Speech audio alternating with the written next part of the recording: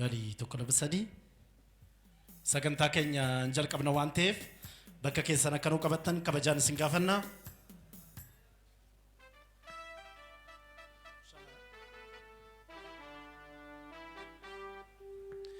Keessumoonni keenya kabajamoon hundumtu keessan kan inni asitti argamtan waamicha keenya kabajanii baga nagaan dhuftan isiniin jenna. Anaa dhufu isiniin jenneerra. Maaloo irra deebi'aati al tokko harkaan haadhaadhaaf.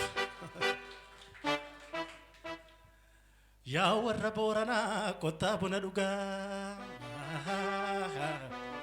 Yaa warra Arsii Baalee kottaa buna dhugaa. Ijoolleen Baalee Farsii kottaa buna dhugaa. Ijoolleen Karrayyuu kottaa buna dhugaa. Ijoolleen Harargee kottaa buna dhugaa. Ijoolleen Kamisee kottaa buna dhugaa. Ijoolleen Finfinnee kottaa buna dhugaa.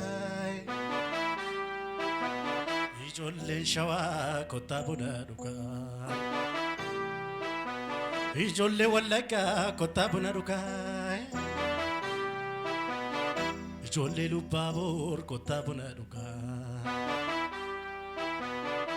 Ilmaan Abbaa Jifaar ijoolleen Jimmaa kottaa buna dhugaa. Buna dhugaa malee buna nunatinaa. Buna dhugaa malee buna nunatinaa. Wal jaaladhaa malee wali namatinaa. Wal jaaladhaa malee wali namatinaa.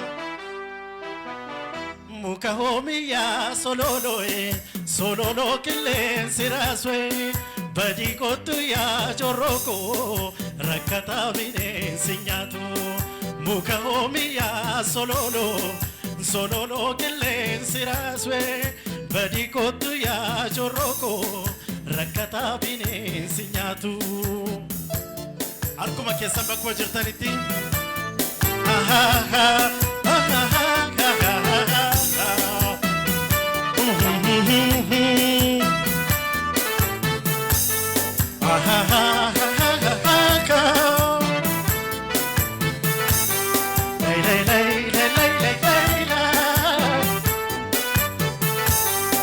Muka hoomiyaa sololoo qilleensi raaswee badii kottu yaa jorrokoo rakkataa bineensi nyaatu. Muka hoomiyaa sololoo qilleensi raaswee badii kottu yaa tameekoo rakkataa bineensi nyaatu. Mootummaan gosaa yaamu ompisaa bisaanii yaadee safaraan taa'ee si yaadu. Esumaan ofiirraan baatee kumarraan tumaami amartii kalloo tokkoyee turammaan sirraa kutaami gurbattii farroo tokkoyee. Muka hoomiyaa sololoo qilleensi raaswee badii kottu yaa tameekoo rakkataa bineensi nyaatu. Hiikas kommee hiikas komme, hikas komme, hikas komme, hikas. Koya daddy, koya daddy, koya daddy, koya daddy, koya daddy, koya daddy, koya daddy, koya daddy, koya daddy, koya daddy, koya daddy, koya daddy. Wallaka yaani tabitu, dagangi be kokolate, dagangi be kokolate. Wallanne yantaladimtu, karani de tokoyane, karani de tokoyane. Hararge yababitu, dagangi be kokolate, dagangi be kokolate. Wallanne yantaladimtu, karani de tokoyane, karani de tokoyane. Hikas kom, hikas.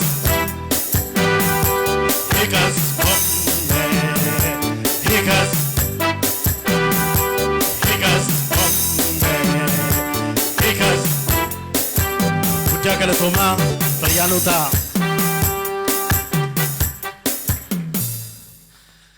arraka na dandaa waltajjii irra numa jira amleen kennuudhaaf al tokko harka walitti naadha. kabajamtoota daawwattoota keenya karaa miidiyaa hawaasaatiin hordofaa jirtan akkasumas immoo galma kana keessatti argamtan hunda keessaniin waamicha keenya kabajanii waan isatti argamtaniif guddaa isin galateeffanna.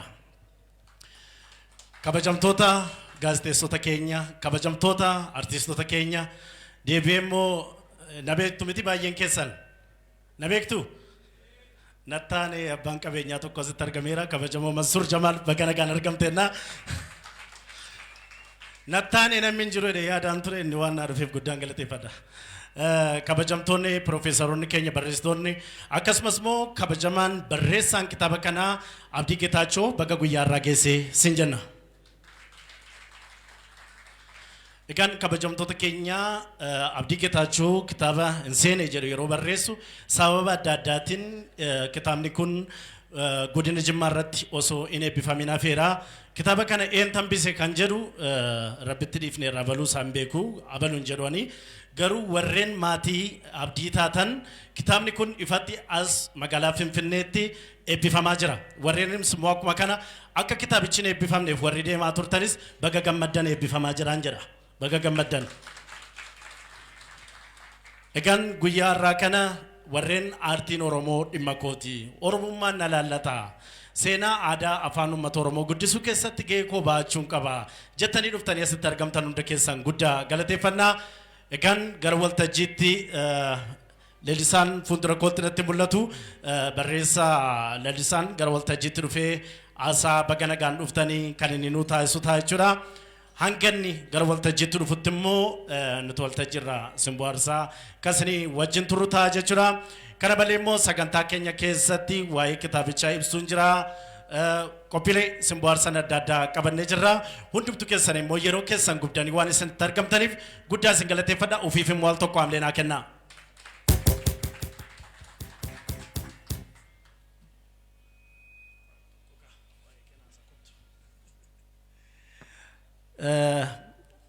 Leellisaan ittaanaa hoogganaa barreessitoota Oromooti.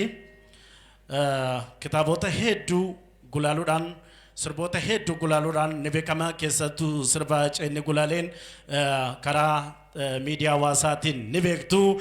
Kana malee immoo Leellisaan barreessaa cimaa kan ta'an kitaaba dhaabaa wayyeessaa mata duree Gurraacha Abbayyaa jedhu afaan Amaariffaatti yeroo dhiyoodhaaf gabaarra kan oolu ta'a. Inni barreessitoota keenya qabnu keessaa isa tokko baga nagaan dhuftan isiniin jedha. Amleedhaan naas maddaa. Galatoomii dhiifama afaan siyaanaatiin naasaa muudii natti qabatee ana Amaariffaan beeku ana miti kan Amaariffatti hiikaa jiru Mubaarik natti fakkaata odeeffannoo dogoggoraa si qaqqabeera. Ayyee ulfaadhaa baga nagaan dhuftanii waldaa barreessitoota Oromiyaa bakka bu'ee miti kan inni haasaa jiru garuu akkuma inni jedhe barreessaa olaanaa waldaa barreessitoota Oromiyaati. Waa'ee kitaaba kanarratti waa xiqqoo dubbachuu nan barbaada. Keessattuu kitaaba hin seene kan Abdiin barreesse qofa osoo hin taane dhimmuma ogbarruu Oromoo waliigalaa irratti jechuudha. Waa'ee ogbarruu Oromoo yeroo kaasnu waa'ee Jimmaa dubbachuu dhabuun ulfaataadha.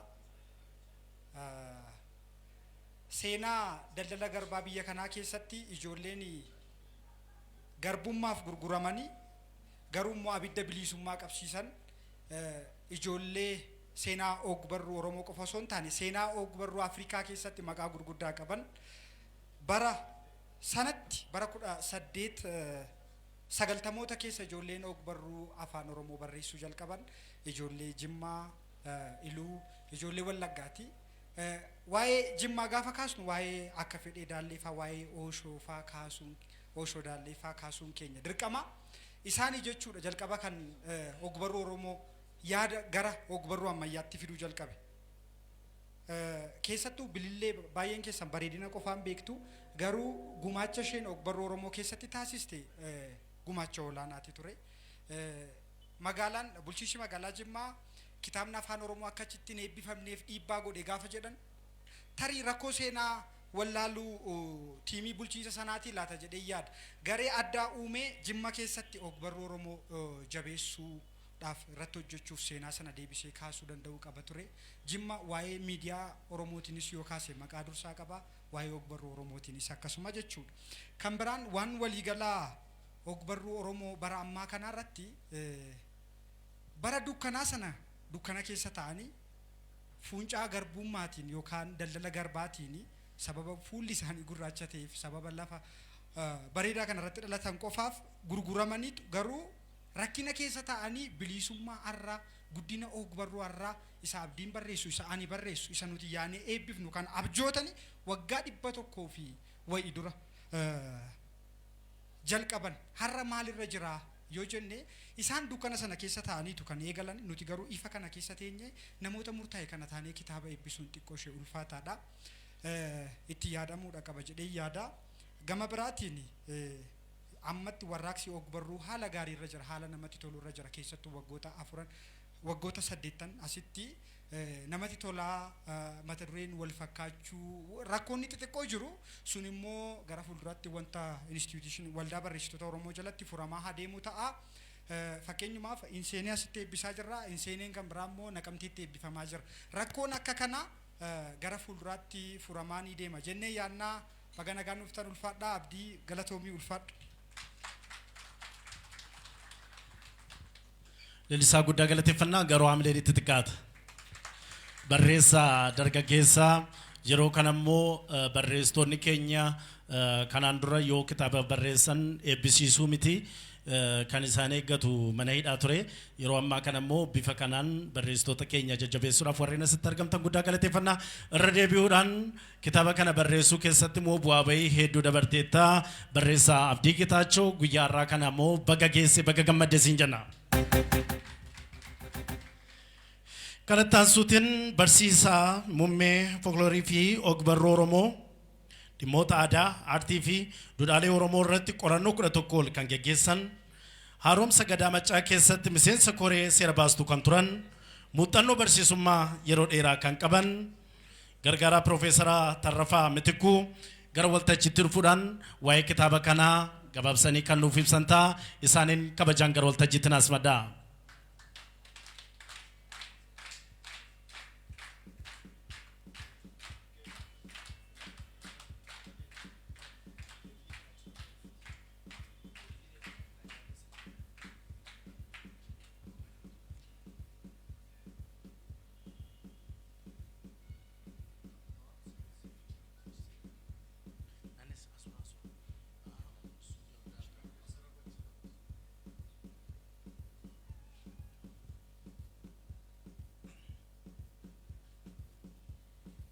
Yeroo waan barsiisaa waanuma kutata akka kanaa jaalata barsiisaani nuuf galcha. Baga nagaan dhuftanii anis anuma Jimmaa dhufee baga nagaan dhufee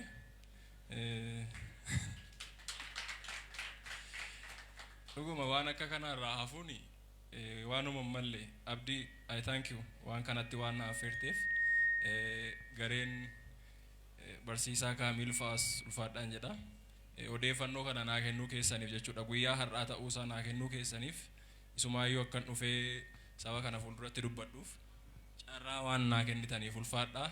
Tamaa madaraa keeti immoo yeroo natti hin gabaabsi. Meerren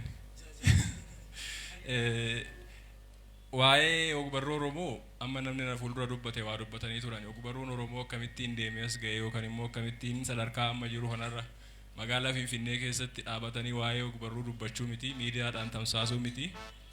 Rakkinoota jiran hundumti keenya iyyuu beeknaa dubbisneerra.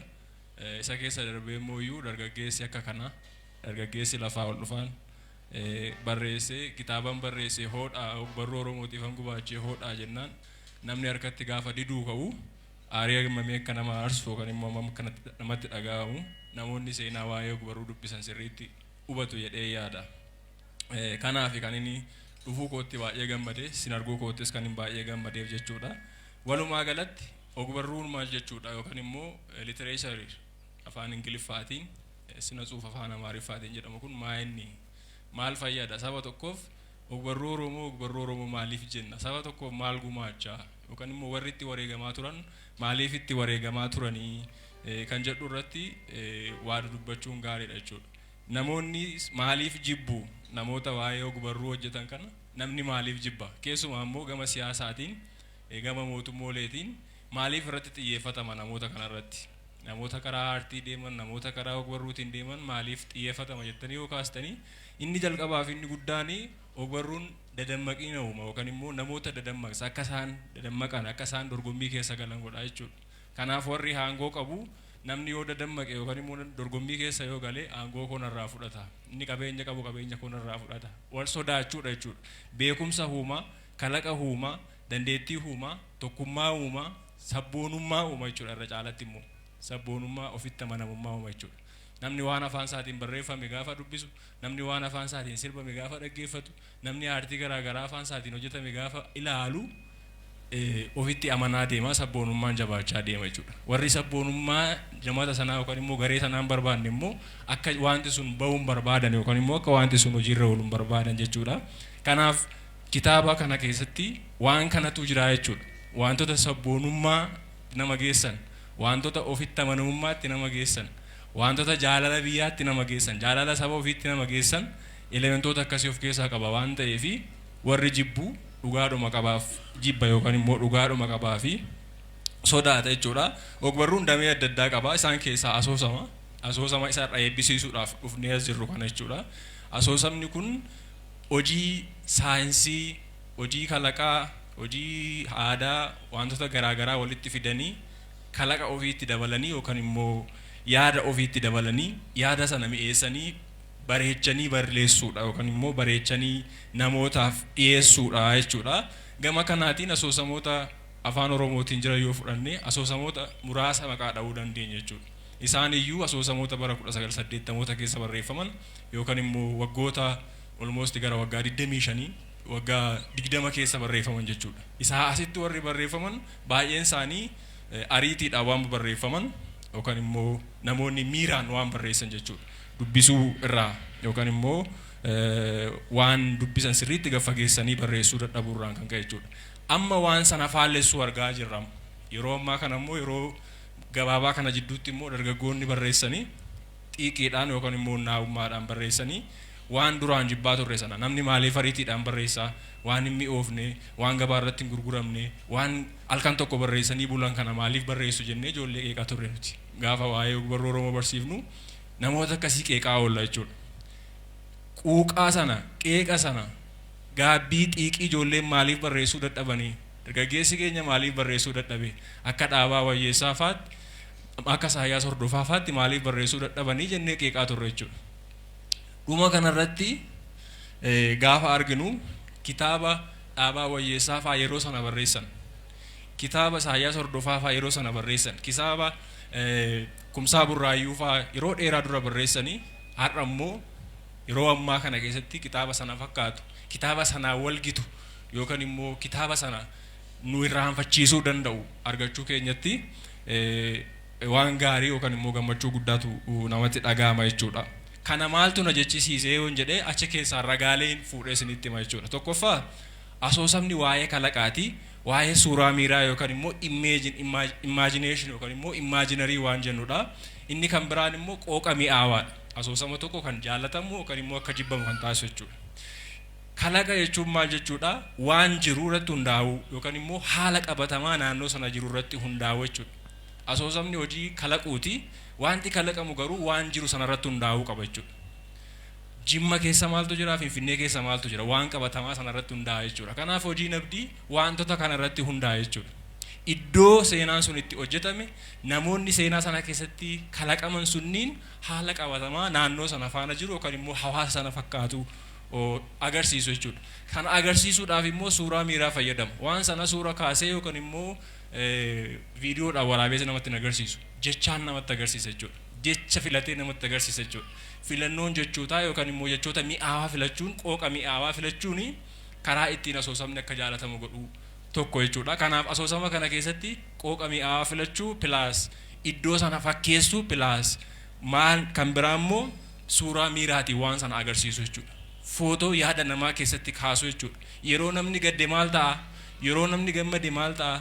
Gammachuun namaa akkamitti ibsama kan jedhu nama gammade sana sammuu namaa keessatti suuraa isaa uumuun hojii guddaadha jechuudha. Inni kan biraas keessatti asoosamni aadaa seenaa hawaasa sanaa calaqqisiisuu qaba. Seenaa fi aadaan hawaasa tokko immoo karaan ittiin calaqqisiifamu maa inni jennee yoo ilaalle afaan hawaasni sun dubbatu keessaa qooqa yookaan immoo loqoda jenna. Qooqa daayilektii jechuudha. Kanaaf seenaan naannoo Jimmaatii waa'ee namoota Jimmaatiin barreeffamu daayilektii akkaataa jechoota Jimmi itti dubbatu. Jimmi akkamittiin dubbata? Nama Jimmaa dhufe tokkoo fi nama Harargee dhufe tokko fuula isaa gargar baasnee beekuu hin dandeenyu. Garuu gaafa isaan dubbatan dubbii afaan isaanii sanarratti beekuu dandeenya jechuudha. Kanaaf asoosama kana keessatti namni sun karaaktarii yookaan immoo nam fakkiin sun eenyu akka ta'e yookaan immoo seenaan sun iddoo kamitti akka barreeffame hubachuudhaaf gaafa waa'ee nam fakkii sanaa barreeffama sanarratti hubattu jechuudha. Nama gara Bishooftuutti dhufe, nama gara Ambootti dhufe, nama gara Baaleetti dhufe, nama gara Arsiitti dhufe akkaataan dubbii isaanii irratti barra jechuudha. Akkaataan dubbii kuni consider godhamee asoosama keessa galuunsa asoosamni kuni akka inni mi'aawu yookaan immoo akka inni jaalatamu taasise jechuudha. Kana malees jechoota naannoo sanaa yookaan immoo jechoota hawaasni naannoo sanaa ittiin beekamu hin teenyaan nyaatamuun dubbatamuun gara biraa yoo deemtanii akkaataa biraatiin isinii ibsama jechuudha. Jimmatti haala kanaan dubbatamuunsaa asoosama sana keessatti consider godhameera jechuudha. Daayilektii abdiin fayyadamee abdii amma abdii faana haasa'aa jiru abdii isa kitaaba kana faana haasa'aa jira jechuudha. Kanaaf asoosamni sana guutuunsaa seenaa diinagdee hawaasa naannoo sana ilaalcha keessa galchuunsaa miidhagina barruu kanaatiif yookaan immoo miidhagina asoosama kanaatiif waan guddaa gumaacha jechuudha. Inni kan biraan asoosamas ta'e hojiileen aartii kan biraa aadaa hawaasaa keessaa elementoota adda addaa fudhachuu qabu jenna. Kanaaf warri dubartootaa yookaan immoo warri shamarranii asitti waan baay'ee nu gargaaruu dandeessu. Gaafa daabboo tolchan, gaafa biddeen tolchanii amma bukeessanii amma tolchu. Amma bukeessanii amma tolchan. Jalqaba midhaan bukaa'u sanatti raacitii naqu. Raacitiin sun waan duraan turedha yookaan immoo waan duraan jirudha jechuudha. Sana gochuun isaanii daabboon suni tokkoffaa hin bukaa, lammaffaa immoo gaafa tolchame immoo hin mi'aa jechuudha. Haa bukaa'uufis haa mi'aa'uufis jedhu. Kanaaf asoosama keessatti immoo maal fayyadamu? Elementoota aadaa waan akka mammaaksaa, waan akka jechamaa, waan akka oduu durii, waan akka sirbaa, waan akka afoola garaagaraa fayyadamu jechuudha. Asoosama kana keessatti wantoota kana hedduu argitu. Isa kana gaafa dubbistanii namichi sun maal jedhee eessaa fuudhee jedheettanii ilaaluu dandeessu. Mammaaksi jira, jechamni jira, haasaan garaagaraa jira, waan nama kofalchiisu, waan nama gaddaatti nama geessu seenaan isaa waa'ee gaddaa yoo ta'e jechuudha. Kanaaf barreeffamichi raacitii of keessaa qaba jechuudha. Waanuma har'a daakame, har'a bukeeffame, har'a tolfame miti jechuudha. Waan bilchaate waan raacitii of keessaa qabu. Kanaaf afoola Oromootiin raacitiidhaan bukaa'eera yookaan immoo raacitiidhaan bukeeffameera jechuudha. Kanaaf cuuphata qaba jechuudha. Waanuma yaada habdii qofa osoo hin ta'in waan yaada Oromoo falaasama Oromoollee waan of keessaa qabu yookaan immoo wantoota kanneen fayyadama jechuudha. Kana keessaa immoo gaafa baanu asoosamni ruqoota yookaan immoo caaccuulee yookaan immoo elements afaan Ingiliffaatiin waan jennu of keessaa qaba. Caaccuuleen kunniin yookaan immoo ruqoonni kunniin namoota saayinsii isaa baratetu beeka malee barreessaan hundumtuu hin beeku. Yoo barate except mana barumsaa literature yookaan immoo barruu baratee yoo galee barateen ala jechuudha. Garuu gaafa seenaan tokko ijaaramu elementoota kanarraa ijaaramuu qaba jechuudha. Inni kan biraan karaan ittiin kitaaba kana otoo hin jajiin bira darbuu hin dandeenye umurii kanatti yookaan immoo dargaggummaa kanatti elementoota kana hundumaa hubachuu beyond the science deemu jechuudha. Saayinsii yeroo tokko nama daangessa. Saayinsiin ogbarruu yeroo tokko nama daangessa. Barreessaa mirga guutuu qaba. Garuu immoo saayinsii dhimmoo isa daangessa. Saayinsii sana cabsanii deemuudhaaf immoo tiyooriin tokko jira yookaan immoo yaadiddama yookaan tiyooriis afaan Ingiliffaatiin jedhamu. Tiyooriin suni realism tiyorii jedhama. Realism tiyooriin sun waa'ee maaliiti? Barreessaan waan dhugaa jiru dabee deemuu danda'a. Addunyaa yeroo hundaa gammachuudha. Addunyaa yeroo hundaa gaddaa. Addunyaa yeroo hundaa jaalalaa miti. Namni tokko iyyuu miira adda addaa keessa oola. Amma gammadaa takka turee dallanuu danda'a. Amma boo'ee takka turee sirbuu danda'a. Amma haaree takka turee immoo boqonnaa fudhachuu danda'a jechuudha. Kanaaf realism tiyooriin kun waa'ee maalii kanaati jechuudha. Asoosamni yeroo hundumaa waa'ee jaalalaa, waa'ee dargaggeessa tokkoof waa'ee dargaggeettii tokkoo waa'ee nama bareedaa wayiitiif waa'ee intala bareedduu wayii waa'ee sooressa wayii yookaan immoo waa'ee hiyyeessa wayii kana ta'uun qabu. Lamaan isaayyuu wal duukaa deemsisuu qaba jechuudha. Gammachuu gadda. Seenaa kana keessatti maal argitu nam fakkii ijoon yookaan immoo mucaan obsaa jedhamu as keessa jiru maqaa isaallee isinitti himuun barbaanne gaafa kitaaba sana dubbistan baruu qabdu jedhee waan yaaduuf jechuudha. Mucaa kanarratti wanti ta'u immediately jijjiirama wanti hundumtu amman gammadaa amma immoo sababa adda addaatiin gaddaa amman boqotaa amma immoo sababa adda addaatiin teenshinii adda addaa keessa galaa. Inni kuni waan realizim tiyooriin jedhu sun namatti agarsiisaa jechuudha. Inni kan biraan seeneffamoota baay'ee keessatti yookaan immoo asoosama baay'ee keessatti nam fakkiilee gosa lamatu jira. Nam fakkii isa ijoo fi diina isaa kan ta'e akkuma fiilmiif daraamaa keessatti arginu tokko jira nama gaarii waan gaarii hojjetu inni tokko immoo nama gaarii waan gaarii hojjetu sana balleessuudhaaf kan duukaa deemee adamsu jira. Seenaan baay'een kanaan beekamu. Antigonist protagonist jedhuun afaan Ingiliffaatiin. Kanaaf isa sana uumuun dirqama jechuudha asoosama keessatti. Asoosama kana keessatti garuu jarri sun lamaan jiru protagonistinis antigonistinis uumamaniiru garuu seenaa sana deemsisuudhaaf dirqama miti jechuudha. Kun realism theory namoota waa'ee fikshinii sirriitti hubatantu beeka jechuudha. Kanaaf abdiin beyond the science deemee yeroo gabaabaa keessatti namoota muuxannoo qaban kan isaan fayyadamuu hin dandeenye fayyadamee waan kana fideera jechuudha. Inni kan biraan waa'ee ergaa isaatiiti. Ergaan asoosama tokko yookaan immoo asoosamni tokko ergaa qabaachuu qaba. Ergaan isaa sun waan jaalalaa, waan jibbaa, waan aarii, waan gammachuu, waan argachuu, waan dhabuu wantoota kanneen irratti xiyyeeffata. Kan as keessatti waan maatii irra caala sirriitti xiyyeeffatameera. Waan maatiin walitti dhufeenyi maatii yookaan immoo walitti dhufeenyi abbaa fi haadhaa ijoollee irratti dhiibbaa akkamii uumuu akka danda'u. Achii booda immoo ilfilannoon nuti namoonni faana oollu namoonni faana jiraannu eenyu akka ta'an baagiraawundii isaanii duuba isaanii fuuldura isaanii osoo hin beekin namoonni nuti hiriyummaadhaaf ollummaadhaaf jaalalaaf filamnu dhumarratti waan gaarii akka hin finne keessumaa waan eenyummaa faana wal qabatu wantoonni kunniin xiyyeeffannoo sirriitti argatanii barreeffamaniiru jechuudha. Inni kan biraan karaa seenaan ittiin himamu asoosama keessatti seenaa sana nama namaaf himu. Abdiin mucaa tokko irratti xiyyeeffatee barreesse. Waa'ee seenaa sanaa eenyutu hima? Mucichumti haa himatu moo namni biraa dhokatee waa'ee seenaa mucaa sanaa haa himuuf kan jedhu filachuun namoota barreessitoota yeroo baay'ee chaalenjii godhu keessaa tokko isa kana. Inni kun perspektiivii lama yookaan immoo kallattii lamaan ta'uu danda'a. Namni seenaa sana fakkeenyaaf obsaan nam fakkii ijoodha seenaa kana keessatti obsaan an akkanan ta'ee achittiin dhaladhee achittiin guddadhee jireenya akkanaan dabarsee yeroo akkanaan jaaladhee yeroo akkanaa dhaqoofaaf baankoo wal lolanii jedhee haa himatu moo waa'ee obsaa namni biraa namni sadaffaan haa himu kan jedhu jechuudha. Waa'ee kanaa mucaa kanaa kan himuu qabu nama sadaffaa ta'uu qaba jedhee murteessuunsaa the right decision murtee sirreessa jechuudha. Maal jennaanii yoo mucaan sun ofii isaatii himate seenaan sun hin bareedu so what is a fiction. Kanaaf nama biraatu waa'ee isaa hima jechuudha. Namni biraan sun immoo waa'ee mucaa sanaa amman beekuu danda'a. Inni kun ija sadaffaa jennaani ija sadaffaa waa hunda beekaa jechuudha. Yeroo mucaan sun taa'u, yeroo inni ka'u, yeroo inni ciisu, yeroo inni deemu, yeroo inni mana fincaanii deemullee seenaansaa wanti dubbisaa jalaa dhokatu hin jiru jechuudha.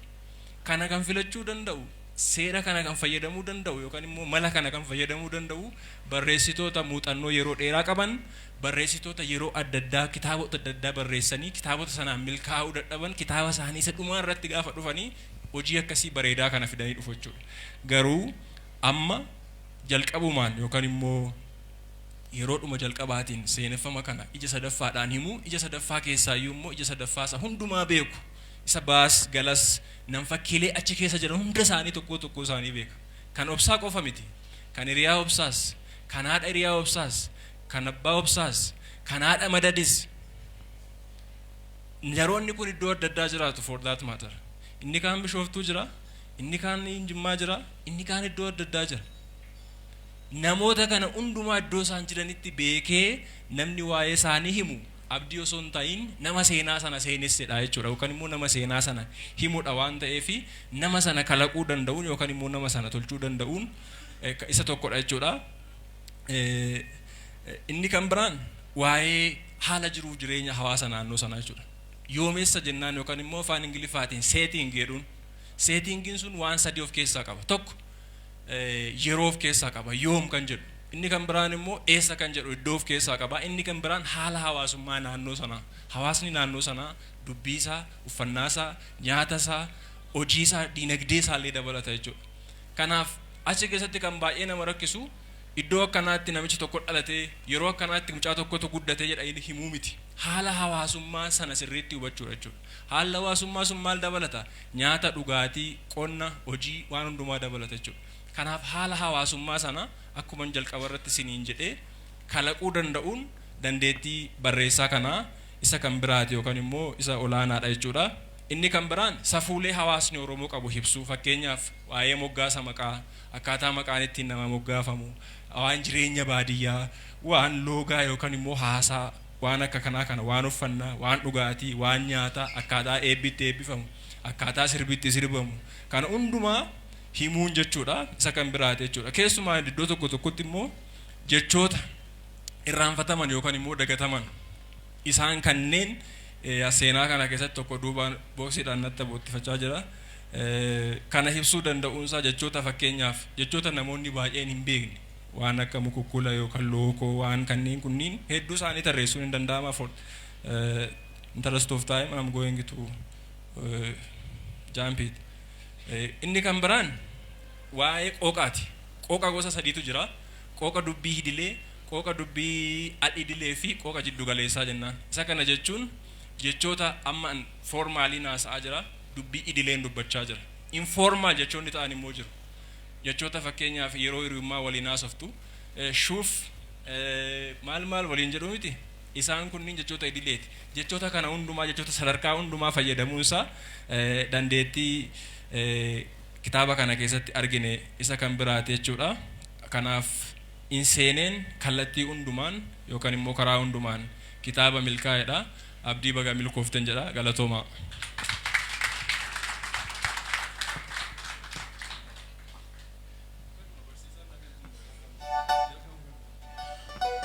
Humnumaan hirkatti qabe malee barsiisaan nu bulche oole. Amleenaa kennaa fi nama barsiisuu keessatti ogummaa yeroo dheeraa waggaa 11 ol qabanidha. Kana malee immoo qorannoo aartii fi afaan Oromoo irrattis qorannoowwan 11 ol nama barreessanidha. Irra deebi'aatii barsiisaadha afaan Amleenaa kennaa fi jirtu mee jiraachuu keessan Amleenaa nutti agarsiisa. Ijoollee utubaa kuukaa mana siree kuukaa cinaacha kan nama kuukuu nama kuukaa waaqatu baasai kuukaa waaqa baasa miti. Ilametti abbaa koo tokkicha koo yaasa koo portaaleensa yaasa koo baasa leencai gara nama kan kee abbaa koo gara si maqaan kee taphte maqaan kee duwwaan akka waan dhiira hin qabne akka waan goota hin qabne. Ilametti abbaa kamalee keen dargaa jirma oomi buusanii darabeen kee maa darbaa taraan kee maa jaallata ilma yoomi fuumanii ilma yoomi fuumanii.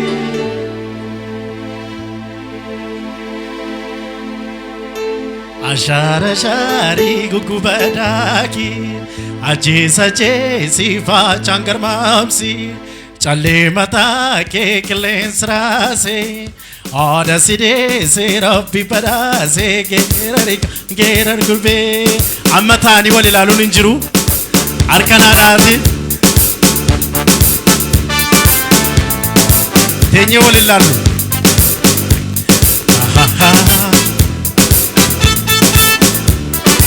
oh wilil jenna sham jenna galera marritule kom oh wilil jenna sham jenna galera marritule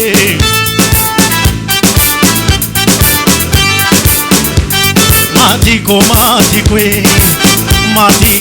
farako sanyi ko farako oh wilil jenna sham jenna galera marritule oi salaki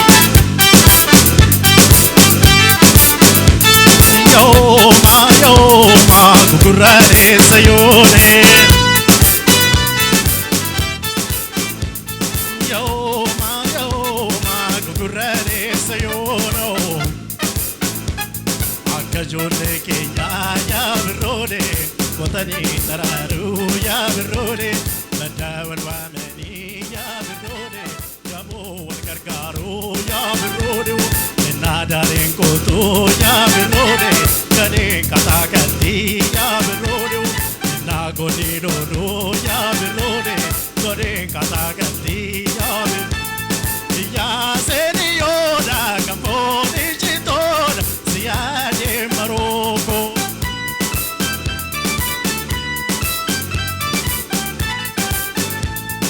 yaa seeni yooda kambooni jitooda siyaadee marooko kokkomia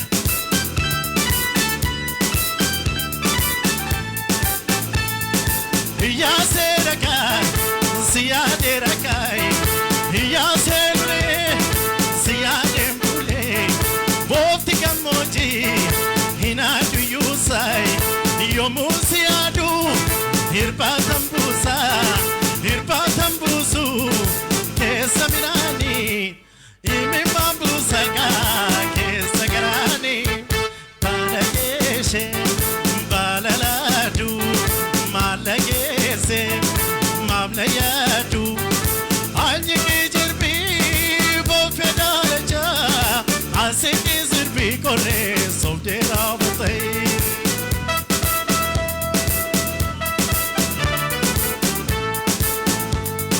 Komkome, komkome, komkome, komkome, komkome, komkome, komkome. Yaa seniora kamponi jiton siade marokwe.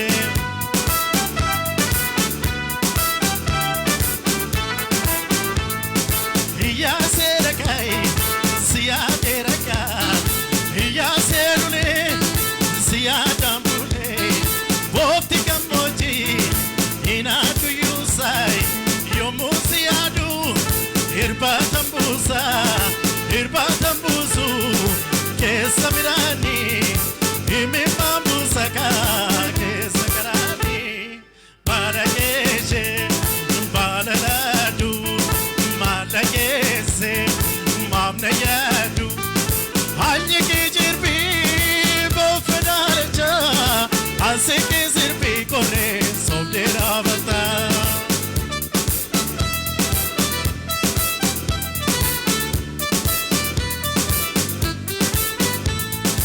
Jasi galate fada unda keessanii bagana gaanduftanii asitti argamtanii isiniin jedha silmanna danda'a jedhee galee ka simboo aarsaas waltajjii irraas keessummeessaa wajjiniin turre akkam isinitti toleera erga isinitti toleeti namni tokko keessa deemaati birrii naa coraati walitti naa qabaati akkas wayyaa kaatanii badhaasuu waan ulfaateef achumatti akkaawuntii irratti bifa nama barateetiin jechuudha akkas wayyaa Kanattaan suraan immoo walaloo qabna. Walaloo kana kan nu dhiyeessu ituu maqaa isaa isinitti himinini waa tokko isinitti himaa hundeessaa bokkuu aartiitii yeroo jalqabaatiif bokkuun aartii galgala magaalaa Finfinnee keessatti akka dhiyeessu warra taa'isa keessaa isa tokko al tokko hamlinaa kennaafi. Kitaaban fuudhee leellisaadhaaf kenne. Kan fuudhee afaan Oromoo irraa gara maarifaatti kaa jirus isuma al tokko hamlinaa kennaafi. Walaloo ciccimaadhaan beekamaa yeroo ammaa kana immoo gara fuulduraatti walaloo hedduudhaan dargaggoo fakkeenya ta'uudhaan maqaa dargaggoota Oromoo hunda waamsuudha. Dargaggoo Mubaarik Sultaan gara waltajjiitti naaf feeraati walaloo nu dhiyeessaa kabajaan gara waltajjiitti raasfadhaa.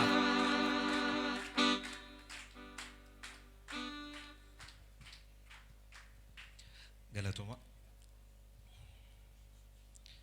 muuziqaa booda walalooni baay'ee cimaa akkamittuu hubachuuf yaala si gammachiisa taanaan guyyaa dhaloota keetii waggaa waggaan kabajaa fuuldura namootaatti leellisaatan si jajaa si gammachiisa taanaan jechoota malalchiisoo wal cinammoo hiriirsaa eegee bubbeetti hidheen addunyaarra firfirsaa firfirseen facaasaa facaaseen haramee immoo haamee immoo tuullachaa ammoo jechan dhalchaa hoggus leellisuuf hoggummoo si faarsuuf dhalchaa taane lilchaa si gammachiisa taanaan qilleensatti firoomeen maqaa keen muka raasaa suuraa kee samiirratti harka kiyyaanan kaasaa bareedina kee duriirra simboo keen bocee baasaa biiftuu daboo kadheettan addunyaatti si mul'isaa si gammachiisa taanaan laga ta'ee lola'een dachee goggoge jiisaa maqaa kee dhaabaa darbeen siidaa baraan si kiisaa si gammachiisa taanaan akka odaa bal'adheen dibaabee kee siif ta'a bakka fuura fudhannaa gaaddisa keen siif ta'a siif jecha kan maraadhe lallabaa ijoon ta'a maraataa baraa ta'een qullaa deemuu danda'a si gammachiisa taanaan akka urjii samii ishee gad ilaaltu akka dachee bal'oo ishee ol ilaaltu alii ol si qabaa alii gad si qabaa doonii jaalalaatiin alii si dhidhimsaa alii si liqimsaa ammoo si raffisaa ammoo si kaasaa dacheerran si marsaa ardiirran si naannessaa si gammachiisa taanaan currisa kee nan ibsaa akka toltuuf faara nuura miidhaginaa mallattoo jifaaraa onnee koo saaqitan keessatti si awwaalaa si gammachiisa taanaan dachee ta'een ciisaa anarra ijjedhu yookii akka gulantaa narra tarkaanfadhu akkati bohaartu gogaa koommoo duugii dibbee hojjetadhu lafee kan koo dirii kiraara tolfadhu yeroo dibbee aliimmoo kiraara ta'een zamana kee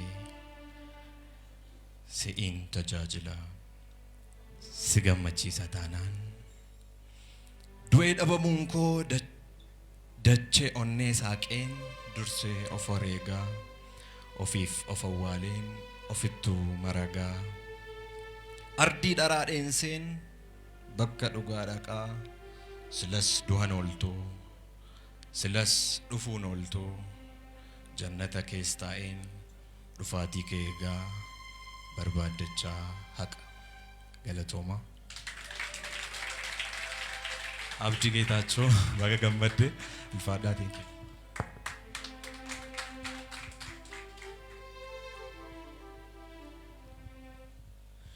guddaa galateeffannaa mubaarakiin irra deebi'aati hamdinaa kennaafi asumaan walaloo sirbaa tokko honaa barreessite moo baay'ee natti tola walaloon kee baay'ee gaariidha umrii dheeraa si jira kanattaan sudaan immoo abbaa qophichaa kan ta'e misirroon guyyaa irraa barreessaan kitaabichaa abdii kitaachoo kabajaan gara waltajjiitti naaf feeraati asaa gabaabaa erganuu taa'iseen booda keessummoonni keenya kabajaas jirtan gara waltajjiitti dhufuudhaan eebbi kitaabichaa kan raawwatu ta'a jechuudha abdii kitaachoo kabajaan gara waltajjiitti naa geggeessa.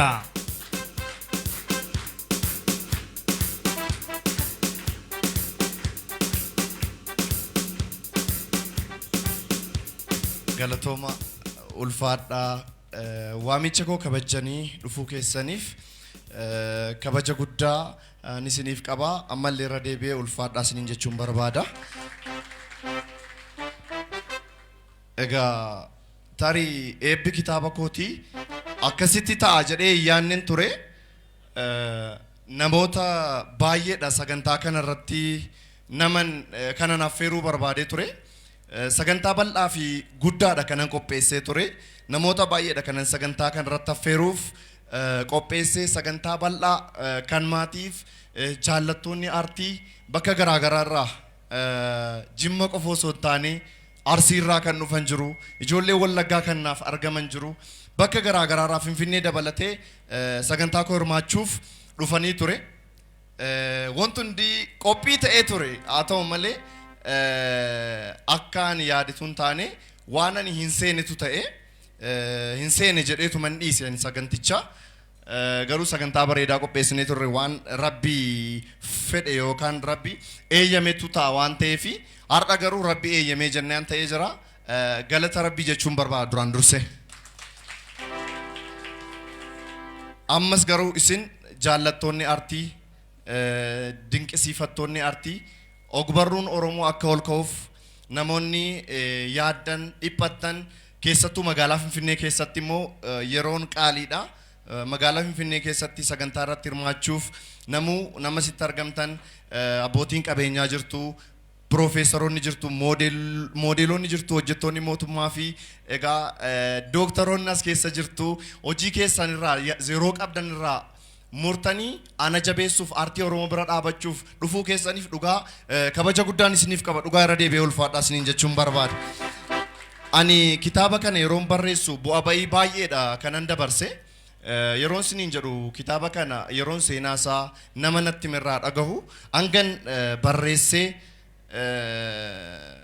dubbistoota biraan ga'utti seenaa nama kanaa dabarsee hawaasa Oromoo bal'aa bira qaqqabsiisutti baay'ee muddamaa tan ture yeroo bal'aadha kan fudhate wanni hunduu darbee galata rabbii kitaabichi guyyaan eebbaa isaa har'a ta'ee jira. Kitaaba kana garuu asiin ga'uudhaaf ana qofa miti kan itti ifaaje namoota baay'eedha kan dudduuba turanii seenacha qorachuurraa kaasee namichi seenicha yeroo natti himu san booda qindeessuu dabalatee bifa toora qabsiisuutiin illee gargaaraa piroofeesaraa Kaamil Mahammad halkan qixxee nafaana taa'ee hanga xumuraatti nafaana ifaajaa ture. Darbee haati manaa koo Liidiyaa Dajjee Qanaatee halkan walakkaa saagalu ani bariisifadhee saagalu eessaa dhufte sonaan hin jedhin seeraan waan kanarra kan jiru waan beektuuf na dudduuba turte isheef illee hamilee naa kennaa maalo.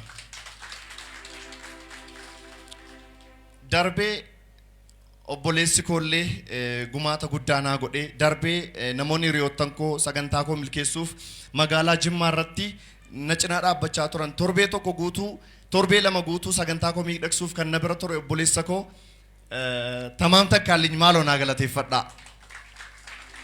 Hojii isaa dhiisee sagantaan koo hanga milkaa'utti nafaana dhiphachaa ture garuu har'aas geenyee jirra. Ijoollee hiriyoottan koo waloo fi koomeediyaanii bal'inaa waaq jiraatiif danuu daamtoo sagantaa koo miidhagsuuf hanga Jimmaatti dhufanii sagantaan koo tun milkaa'in afanii ture deebi'anii dhufanii ture isaanillee na kabajanii hanga sanatti dhufuu isaaniitiif ulfaadhaa jechuun barbaada. Dhumarratti abbootii qabeenyaa Mansuur Jamaal dabalatee abbootiin qabeenyaa Jarrabdii Asfaakumaa Dooktar Naahom hundumti keessan maqaa keessa waamee fixuu hin danda'u. Artiistii isin afaan Amaariffaatiin beektan afaan Oromootiin illee ni dhufee abdadhu faantish illee as keessatti argama. Hunduma isaaniitiif al takkaa hamilee naa kennaafi galatoomaa ulfaadhaa baga nagaan naa dhuftan. Thank you so much. Abdiin asuma naa turteetu gara waltajjiitti naa dhuftanii gaazexeessaa cimaa fi taanaan daayirektaraa miidiyaa Addis Miidiyaa Asfookumaa nu gidduutti argama. Asfookumaa kabajaan gara waltajjiitti naaf feertu kabajamoo Mansuur Jamaal gargaaraa Piroofeesar Kaamil Mahammad gargaaraa Piroofeesaraa Tafarii akkasumas immoo Baqqalaa kabajamoo Baqqalaa Irree jarri kun gara waltajjiitti kabajaan naa kottaati eebba kitaaba kan taasisnu ta'a jechuudha. Akkasumas immoo akkuma sila abdiin jedhee afaan Amaariffaatiin kan beektan faantish dhalataa Gujii nu gidduutti argama ilma abbaa gadaa isas kabajaan gara waltajjiitti naaf feera.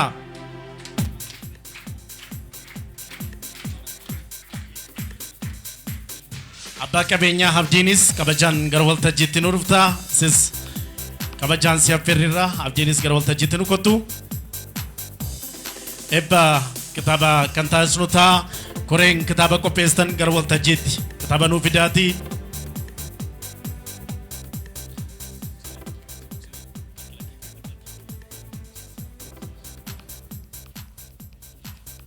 Koreen kitaaba qopheessan kitaaba nuu fidanii isin warri teessanii jirtu immoo keessummoota keenya kabajaa kana yeroo isaan gubanii asitti argamaniif al tokko hamilee kennaafi. Dooktar Naahomis kabajaan gara waltajjiitti sin affeerra. Dooktar Naahom gara waltajjiitti nu kottaa. Natu amur rampate di fama dokter. Sorry.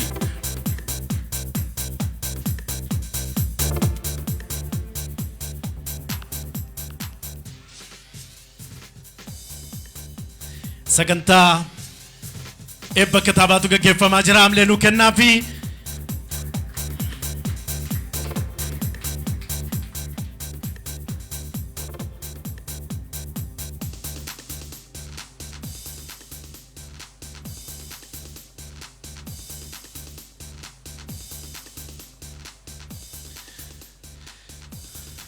hundumtu isaanii akkaataa adeemsa eebba kitaabaatiin hundumtu isaanii kitaaba tokko irratti mallatteessu kitaaba keessummoonni kabajaa irratti mallatteessan kana nama tokkotu bitataa yoo namni biraan jirre isaanumtu biteen gala kanaaf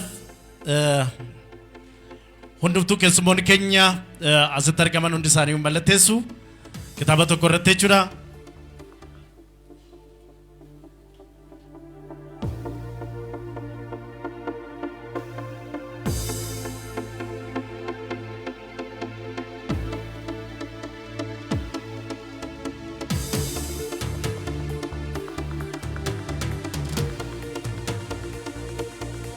kabajamtoota keessummoota keenya asitti argamtan akkasumas immoo karaa miidiyaa hawaasaatiin yuutuubii Abdii Getaachoo Abbabaa Caaliitiin hordofaa jirtan guyyaan eebba kitaaba Inseenee as magaalaa Finfinneetti gaggeessaa jirru qophiilee bohaarsanii fi bashannansiisaniif itti dhiyaata yeroo ammaa kana daawwattoonni keenya hordofaa jirtan bakka adda addaa teessanii yaada keessan qabdan nu kennaa jecha kitaabni kun immoo yeroo dhiyoo keessatti bakka isin jirtanitti akka isin bitattaniif isinii kan finnu ta'u waadaa kan isinii gallu ta'a karaa feesbuukiitiin yuutuubiitiin akkasumas kallattiidhaan kan hordofaa jirtan maatiin Abdii Getaachoo kanneen asitti argamtan hundumaa guddaa isin galateeffannaa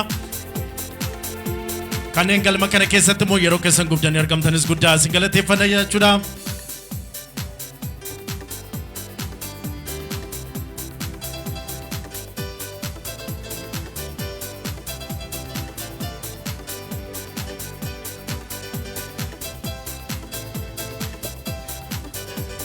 Egaan keessummoonni keenya asitti argamtan hunda keessan guddaa isin galateeffannaa bakka teessuma isaaniitti kabajaan na geggeessaa.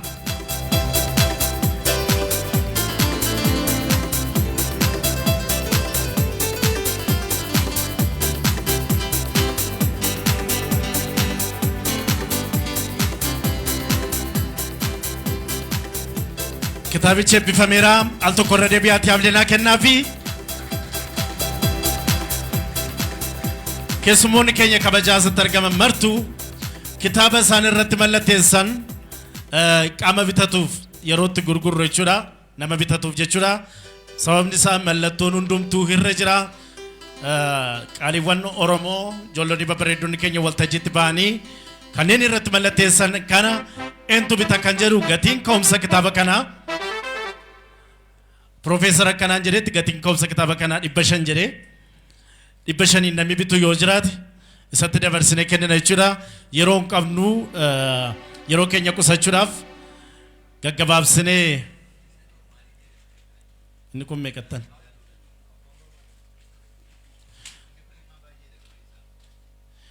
kitaabni walii gallisaa 500 bitadha kan isa kanaa garuu birriin isaa guddaadha gatii ta'eefi jedhan hin danda'amu gatii ta'eef namni bitus hin jiru atumtuu fuudhii galiidhaniiru ishi galatooma. ايش طلع كتابة كنا سينا بوابي هدو كسبة بريفة مكانا مكاكوتي في سكنا توتي بريكو مكوراني بتجري مسور جمالي فاملنا كنا في بريكو مكوران أفرا تمو أنا من توتي دبالي بتولات أفرا تمو أنا تدبالي بتو نمني برايون جران نساب كننيتو deemna waan ta'eef booda kanatti immoo namoonni gurguddaan hedduun hin argamtu mul'attu fuuldura koo jirtu maqaadhaafis akka tolutti isinuma eegaa jira harka ba'uun eegaa jira akkan keessan deddeemne immoo maayikiin keenya wireless miti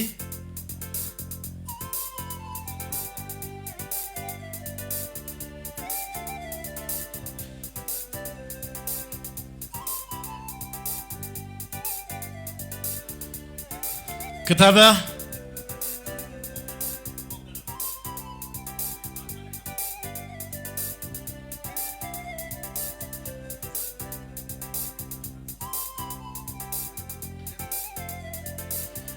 boodarra warri ta'anii jiran lakki obbo Mansuur birri 10,000 miti kan sirraa eegnu kanaafi maqaa keetiifis gaarii miti nuti itti daballee 12,000 fudhanna jedhaniiru isaaniif haamleenaa kennaafi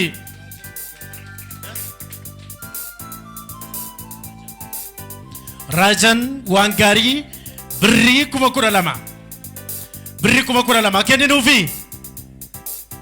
akkas jedhe yaada keessan kakaasuun keessan gaariidha awwantan 10,000 jedheefi namni na booda jira jedhee ilaaluu barbaadeni malee 15,000 godheera jedha Mansuurii 15,000 haamleenaa kennaafi 15,000 kenninuufi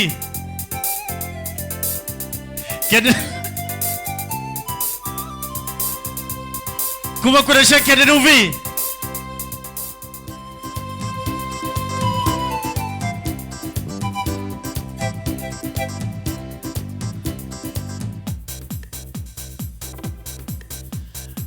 warri Addis Media Networks gidduu keenyatti argamu jarri immoo kitaaba kana guutuu magaalaa Oromiyaa irratti irra jechaa jiru Faantish Shastatti argama Faantish immoo gara Gujii Booranaa gidduu kana hojiidhaaf deemuun konafu kitaaba kana fuudhee deemuun qaba yaada dhiyeessaa tureera Raajiin lakki birri 15,000 dhaqa'u 16,000 godheen fudha kitaaba kana kanuma itti qophaa'ee dhufe jedhee Raajiidhaaf al tokko haamleenaa kennaafi Raajii tokko Raajii lama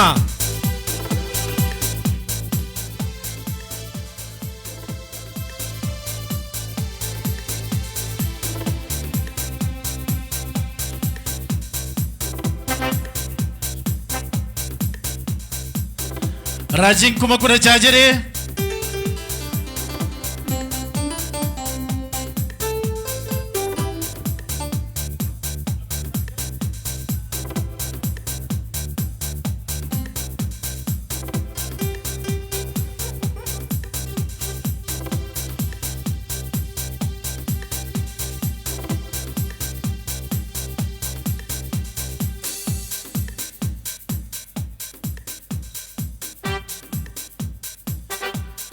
Keessumoota keenya keessaa tokko Abdii Bulloo nu gidduutti argama obbo Mansuuris guddaa si jaallanna kitaaba isa kana garuu fudhattu isa hunduu irratti mallatteesse Raajiinis guddaa galatoomi kanaaf birrii 18,000 kitaaba kana fudha jedheera Abdii Bullootiif haamleenaa kennaafi birrii maal harka dha'uu dadhabdanii harka dha'uu dadhabdanii ahaha ohoho ahaha birrii 18,000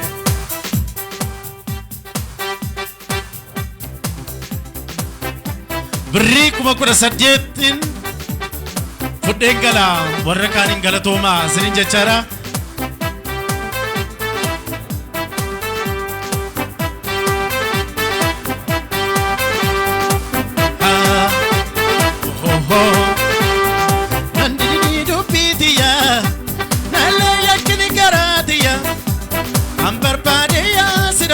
Garam jirta fateetiya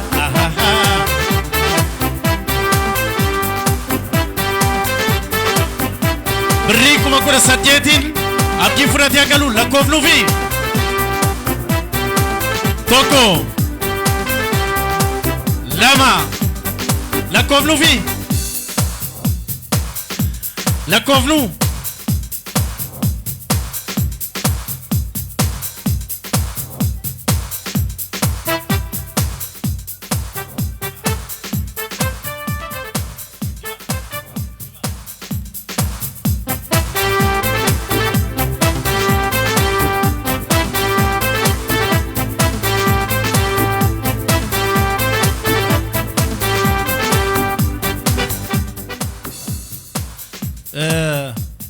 qophicha asuma irratti xumurreerra jechuufan asuma irratti xumurreerra jechuufan Bifilee Entertainmentii fi Ozol walii galuudhaan birrii 40,000 kennaniiru haamleenaa kennaafi birrii 40,000 kennaniiru birrii 40,000 Bifilee Entertainment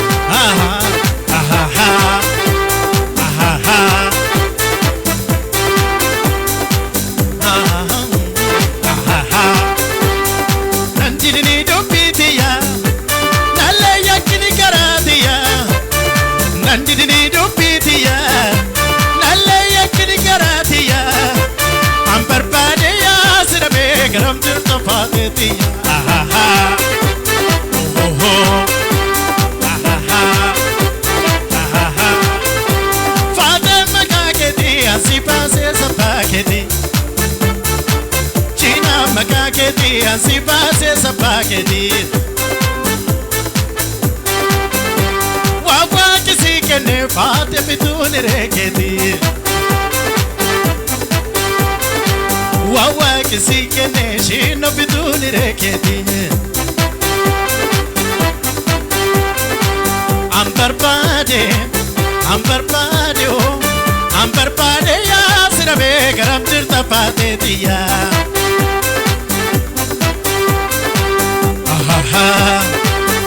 Oh oh, ah ah ah, oh oh, ah ah. Wana miya tu chufara pikuta tarka kaba. Wana miya tu chufara pikuta tarka kaba. Fade se chala de om tarka sikaba. Shina se jalla de am terka sikaba am parpade ya sirabe garam tirta shina diya oh oh oh ah ah oh oh oh bri kuma afurtama alto correre piatti ablela kenafi Mali warri booda harkaan awuudhaan dhabdanii radio biyaatti ablenaa kennaafi warra biifileetiif akkasumas garee wajjiniin jiran hunduma isaaniitiif halakkoofnu tokko jettuun afaana.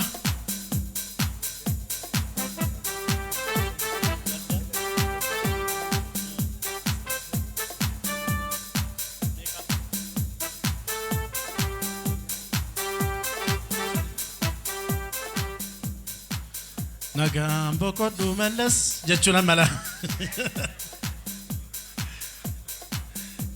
Nagaan boqodhu mallas jechuun warri biifilees nagaan galaa waan amma wanaatti nu wajjin turtaniif galatoomaa. Warri kaanis hundi keessanuu galatoomaa. Barreessaan kitaaba kanaa godina Jimmaa Limbuutti dhalatee al tokko amleenaa kennaafi. Waljaan dargaggoota limmuu immoo kitaabni kun limmuutti galuu qaba jechuudhaan birrii 70 kennaniiru.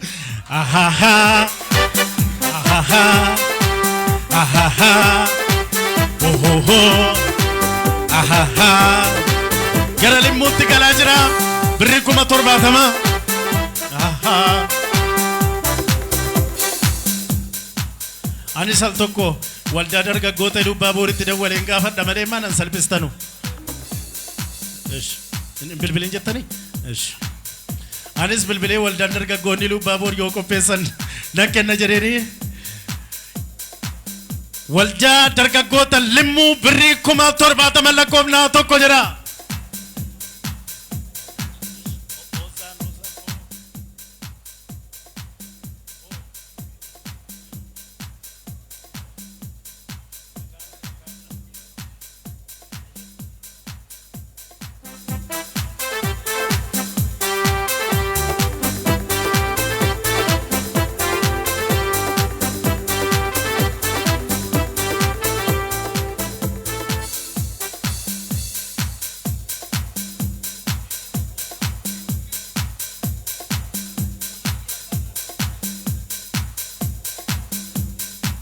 Nagaan kallattiidhaan bilbilaan na dubbisaa jiru Qamariyaa Abbaa Joobir magaalaa Jimmaarraa kallattiidhaan kitaaba kana hordofaa jirra birrii 100 jedhanii amlenaa kennaafi birrii 100 Qamariyaa Abbaa Joobir Abbaa Jifaar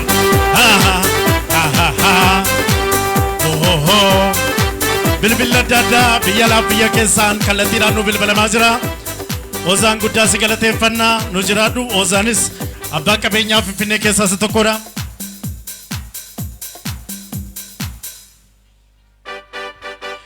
Al tokko amleenuu kennaa fi qamariyyaa abbaa Joobir Jimmaarraa kitaabni kun kallattiidhaan ituu qaamaan isin biratti argamne immoo baay'ee nutti tola. Nu waamne isinii sababa kanaatiif immoo achuma Jimmaarra teenyee kallattiidhaan isin hordofaa irraa birrii 100 jedhaniiru amleenuu kennaa fi birrii 100 amleen hin xiqqaate maal hin beeloftanii daddafdaniin harkaa.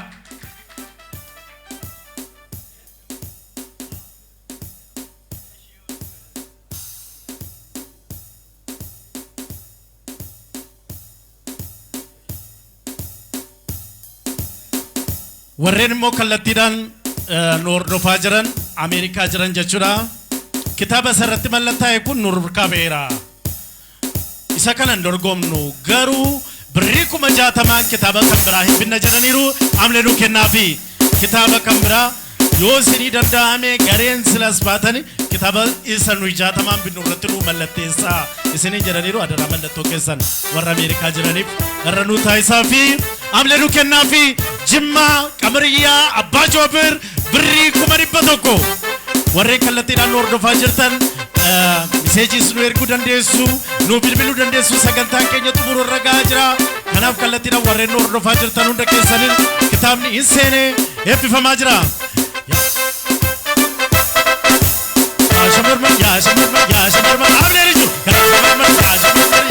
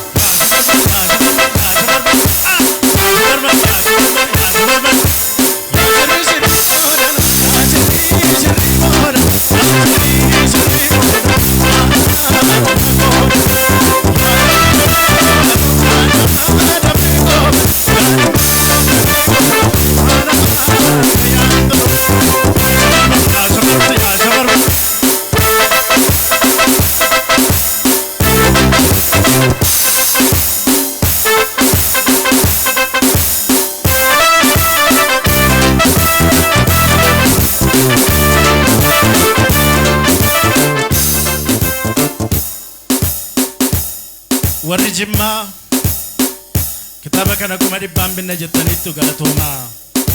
Warri Ameerikaas 60,000 binna jettaniittu galatoomaa. Nu warri godina Iluu Abbaa Booraas kitaaba itti mallattoofne tokko birrii 50,000 biteera jedha. Kabajamoo Mansuur Jamaal amleenaa kennaa fi birrii 50,000 warri Iluu Abbaa Booraa jirtu warri Iluu Abbaa Boor jirtu warri Iluu Abbaa Boor nu barreessaa nu bilbilaa warri itti dabaluu barbaadanii anis godina Iluu Abbaa Boor bakka bu'uudhaan kitaaba tokko dubbiseen fita amleenaa kennaa.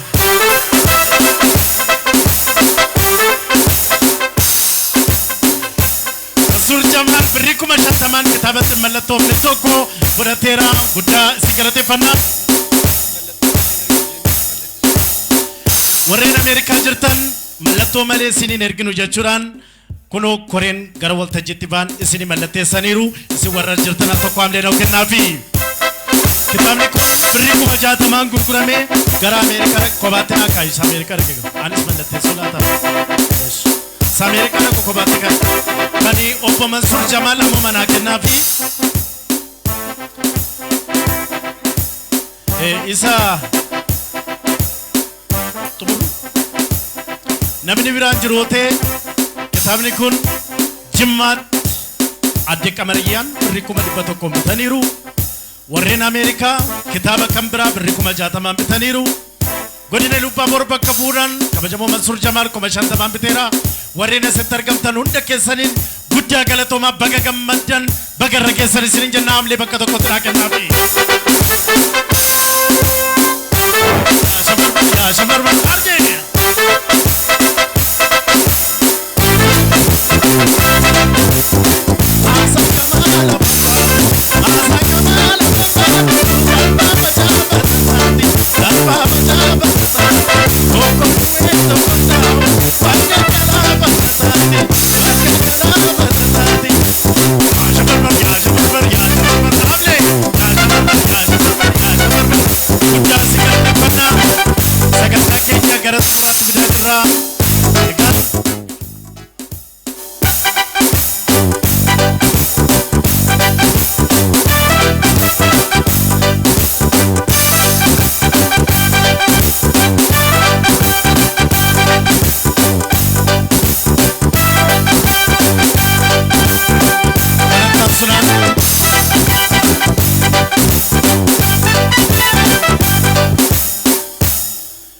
Keessummoota keenya asitti argamtan akkasumas immoo mana keessan teessanii karaa miidiyaa hawaasaatiin hordofaa jirtan hunda keessan guddaa isin galateeffannaa. Sagantaa keenya gara xumuraatti fidaa jirra. Kanatti aansuudhaanii barsiisummaa ogummaa barsiisummaatiin muuxannoo yeroo dheeraa kan qaban akkasumas immoo kitaaba inseenee kana kan gulaalan barsiisaa muummee folkloorii fi ogummaa Oromoo Yuunivarsiitii Jimmaatti daayireektara walitti dhufeenya Yuunivarsiitii Jimmaa fi magaalaa Jimmaa kan ta'an baruulee garaagaraa aadaaf turizimii waliin qopheessuudhaan kan beekaman kitaabota walaloo fi asoosama gulaaluudhaan kan beekaman gargaaraa Piroofeesaraa Kaamil Muhammad Abbaa Diimaa kabajaan gara waltajjiitti dhufanii isaan gara waltajjiitti nu dhufanii haasaa xumuraa nu taasisu. Isa dura garuu barreessaa kitaaba kanaa kan ta'e Abdii Geetaachoo gara waltajjiitti dhufuudhaan kitaaba amma Mansuur Jamaal Bitee kabajaan akka inni naa kennuuf gara waltajjiitti sadan isaanii iyyuu naaf feera.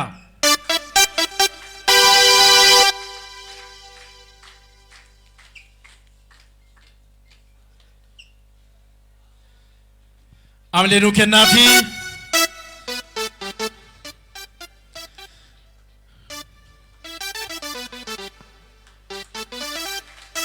guddaa galateeffannaa isaaniin yeroon narti geera waan jedhaniif kabajaan naa geggeessaa amlee naa kennaafi.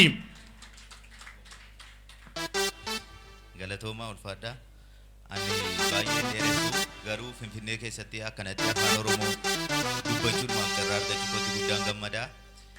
Yeroo jalqabaatiif Finfinneetti afaan Oromoo hiriyaa kootii wajjiniin wantattiitu cufte. Dhufneeti gara Finfinnee Adaamaa leenjiidhaaf deemaa afaan Oromoo taaksii keessatti gaafa dubbannu bara 2002 ganna keessa jechuudha. Taaksii keessatti namni hedduun garagalee nu ilaala. Ture jechuudha gadda 2002 adoolessa keessa ture.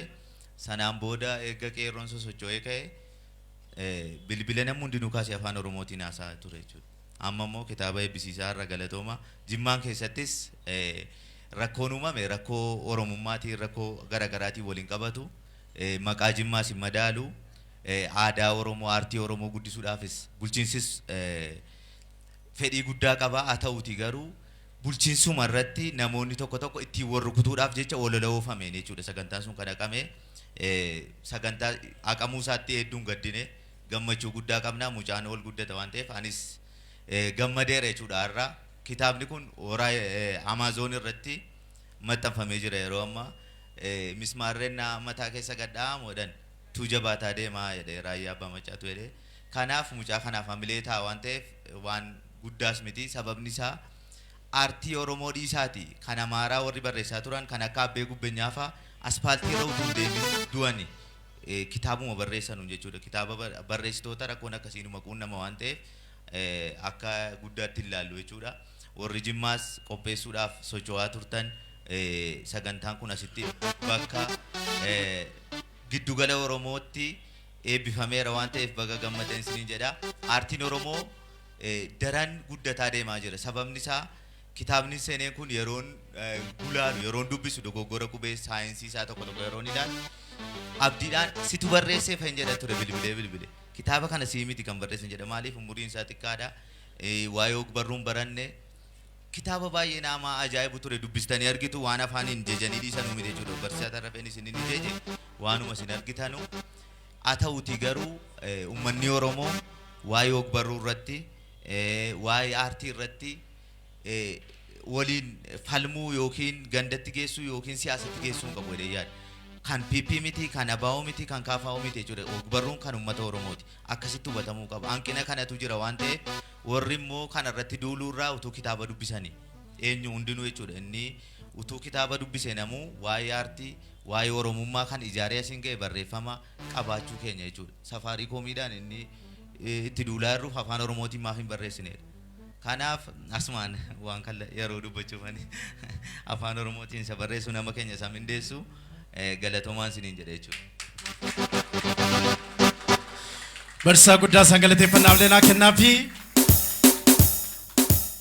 kitaabni kun gurguramuu eegaleera as mana keessatti gatiin ka'umsa kitaaba kanaa birrii 300dhaan koreen qopheessan gurguraa jiru waan ta'eef namoonni asitti argamtan kitaaba kana bitattanii fudhattanii akka baatan jenna koreen kitaaba gurguraa jirtanis immoo akka gurgurtan isiniin jenna kan biraa immoo kallattiidhaan ta'anii karaa miidiyaa hawaasaatiin jimmaarraan hordofaa kan jiran abbaa qabeenyaa godina jimmaatii keessattuu qonnaan baay'eedhaan beekamu naannoo as shawaa bahaa kanarratti baay'ee qotaa turaniiru amma immoo naannoo jimmaatti qonnaan bu'aa qonni argamsiisu dhiyeessaa kan jiran Sayyidozaan Abdullaziz kallattiidhaan kan hordofaa jiru kitaaba kana birrii 150 bitateera guddaa galateeffannaaf leenaa kennaafi 150 kitaaba kana bitateera Ozaan guddaa si galateeffannaa kana malees immoo magaalaa Jimmaa irratti kitaabni kun akka eebbifamuun bu'aa bahii hedduu keessa nama nu duukaa darbaa turedha har'a immoo kallattiidhaan osoo hordofaan jira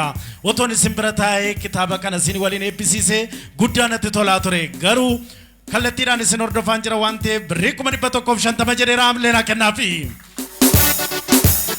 egaan sagantaa keenya gara xumuraatti geessaa jirra karaa yuutuubiitiin feesbuukiitiin kallattiidhaan sagantaan kun darbaa jira waan ta'eef bareeduma sagantaa kanaatiif hundi keenya kaanee bakka tokkotti shubbisnee dhiichisnee sagantaa kana xumuruu isiniin jedha wayyuu amleenaa kennaal tokko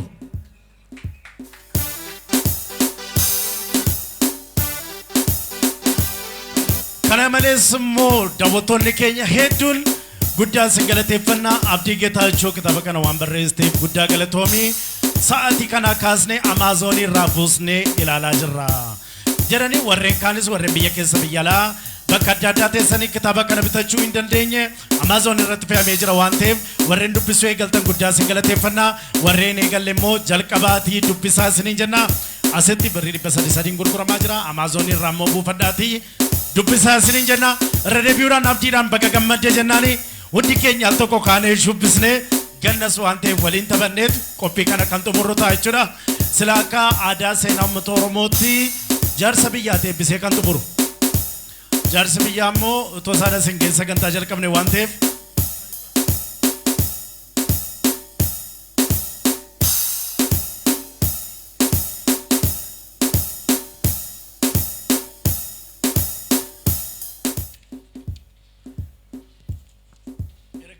kitaabicha hunduma isaa dubbisi jedhu na bira ga'ee isiniin dubbisan eega dubbisu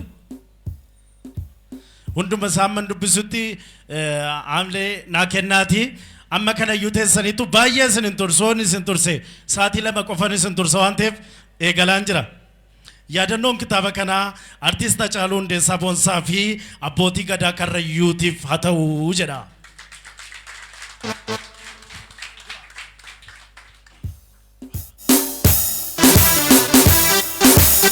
Hundi keenya kaanee waliin taphatee qophii kan xumurutaa daawwattoonni keenya mana keessan akkasumas bakka adda addaa keessan hordofaa jirtan guddaa isin galateeffannaa warreen as jirtan sagantaa suuraa qabna waan ta'eef sagantaa suuraa barreessaa kitaabaatti waliin akkasumas immoo abbootii qabeenyaa keenya beektota keenya gaazexeessota keenya ciccimoo jiranii wajjin akka kaatan isiniin jennaa mee al tokko harka keessan hin argama.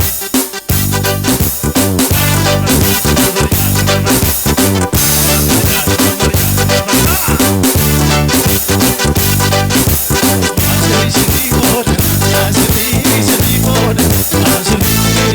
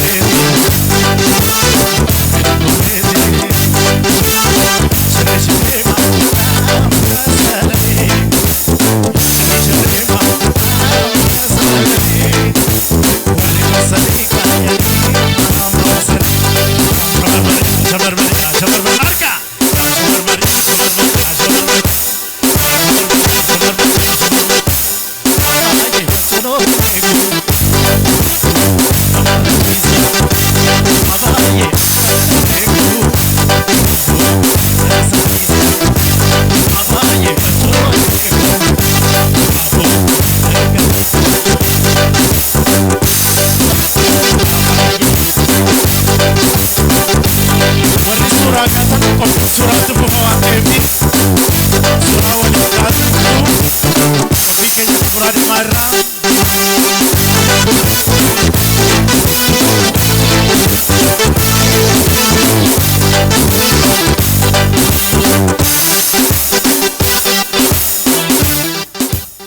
Asa birri dhibba tokkoon asa al tokkoon dhaggeeffata.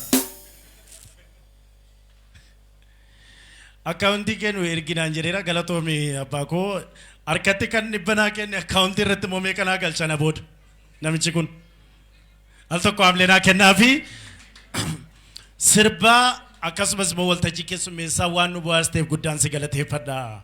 Namoota waltajjii keessummeessan hedduu argeera. Jarri garuu sirbanu ati garuu nu sirbaa waa lama taatee nu keessummeessitee guddaa galatoomi. Kan harkana jirtu birri 250 250 taaksiidhaan hin gala.